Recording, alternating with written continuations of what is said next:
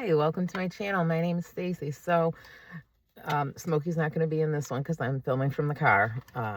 He has been a little Crash Bandicoot this morning. I loved it because I've always had puppies, and it's been a long time since I've had a kitten. I've had so many more dogs since then that because when the kids were little, we adopted a couple like adult cats. So because I don't want to worry about them scratching the kids. So we had a cat from age 8 till 23. We had him for years. So, you know, he came and he was a very cool cat, but it's been a long time since I've had a kitten. So I do what I do with the puppies. I play fetch with them, and I've never seen a kitten that carries like sticks in his mouth like the way a dog does.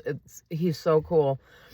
And he'll be playing with his toys, and I'll toss it, and if like one bounced off the edge of the bed and he just shot off, and he had boxes around the edge of the bed for him to jump onto to get down, and you just heard this crash. This thing goes right into one of the boxes, and then it was about 1.2 seconds later, and he was back up on the bed with the little mouse, they're little mice, and they have like a little bell in them that rattles, and he goes crazy, bat them around, and he picks them up in his teeth and he runs with them.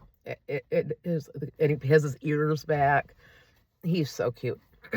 But I wanted to talk a little bit about Luigi Mangione. So I'm probably going to cut this at 3 minutes. There will be a longer video in the video section, and then I'll post the first 3 minutes as a short.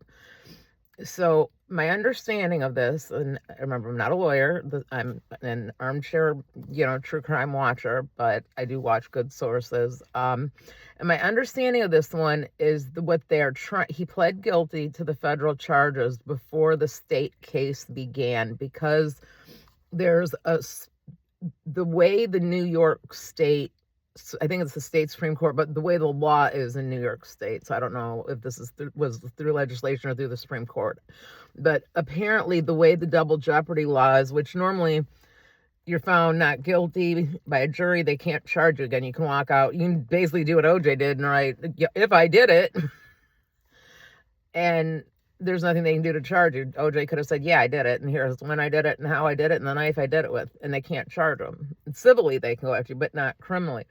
But in New York, the double jeopardy also applies to situations that arise from the same case.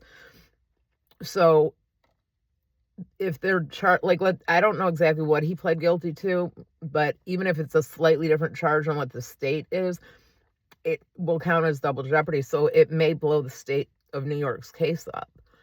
I don't know. And I'm going to have to watch some New York attorneys. Melanie Little, she's excellent. She did a lot of work on the Gilgo case because she took kids to Gilgo Beach. And police off the cuff, they are retired NYPD police officers. One of them is an attorney now. They're both good. So if you are looking into it and want some good information on the Mangione plea and how that affects the double jeopardy rule under New York law, come on.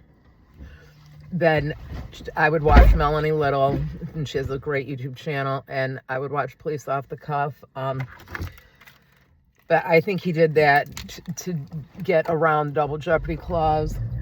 And brings the entertainment that moves with you.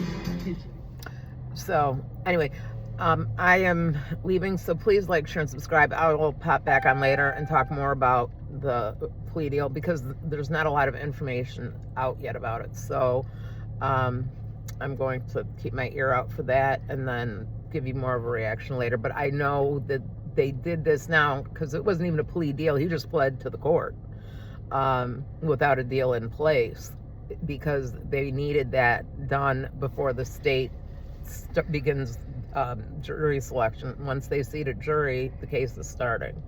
Jeopardy attaches, all that stuff. So he has to plead guilty before that to try to get the double jeopardy law in New York to maybe blow up the state's case. We'll see what happens. But yes, that was two good resources, Police Off the Cuff and Melanie Little, attorney at law. And please like, share, and subscribe to them and me. And I will see you guys in the next one. Take care. Bye.